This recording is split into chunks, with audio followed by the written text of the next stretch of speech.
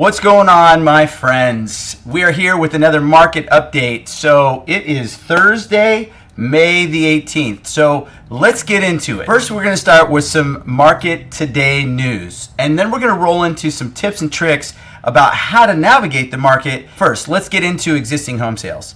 So keep in mind, this is as of last month, April. We've only gone up 20,000 new houses listed in the entire country. So naturally, what we're feeling is a massive market demand. We've talked about this before, but a normal healthy market supply is roughly about 4.5 to 5 months. Right now, we're just under 3 months supply in inventory, which is making it tough. If you're a buyer out there, you're feeling the effects. I know that our buyers are certainly feeling it. With that, the average days on market has dropped from 29 to 22 days on market. Now, in our local market, the days on market, depending upon the location, is even less. We're talking about sometimes hours, if not just days. Where are our buyers coming from? What is the percentage of first-time home buyers compared to others? 29% of first-time home buyers are representative of the current market. That is pretty stinking big. Cash is representative of 28%. So when you take those two numbers into account, that's near 60% of the market sales, which is insane because your first-time home buyers, and you know who you are competing against cash buyers. Then behind that, you have roughly 17 to 18% of the investor market, with the remaining being everybody else. So with the high demand and low inventory, here's our suggestion. If you see something and you like it, make an offer.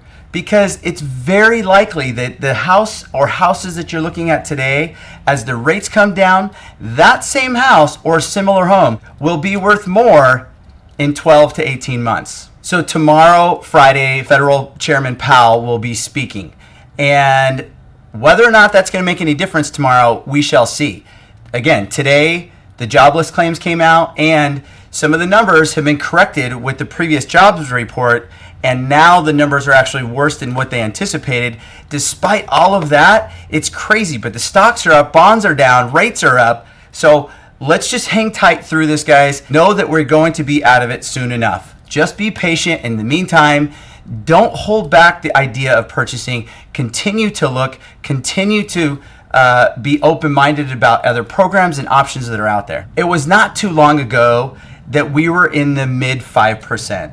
And even when we were there, it was questionable whether or not we were going to go higher, and that already being too high.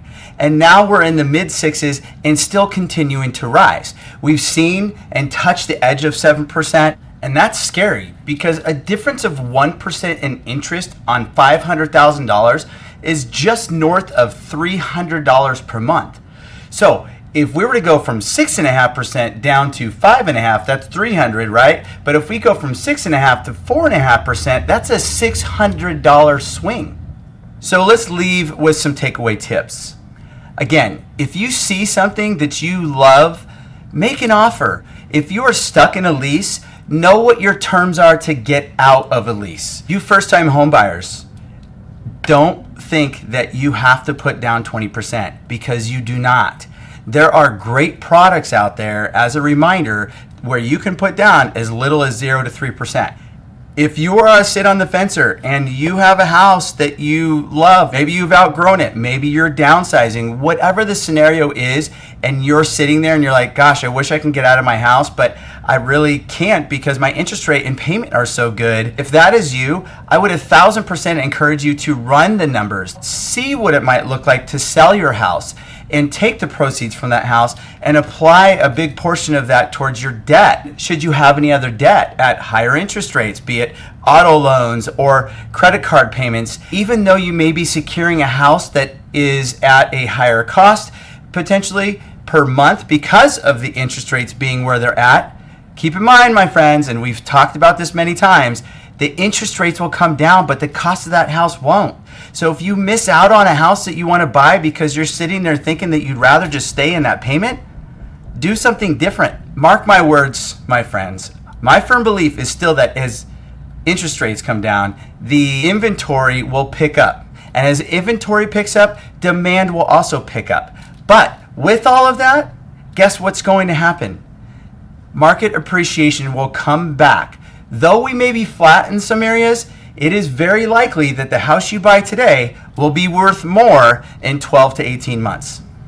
As always, my friends, it's great to connect with you, great to share information, because at the end of the day, as you guys know, my heart and belief is that we just want to educate. We want to make sure that the average people know what's going on in the market, have a good pulse on the market, understand how to navigate the market, and go from one step to the next. There are many options that are available today. They're going to put you in a good financial position and also be prepared to do something in the future when, in fact, that the rates do come down, you're ready to pull the trigger.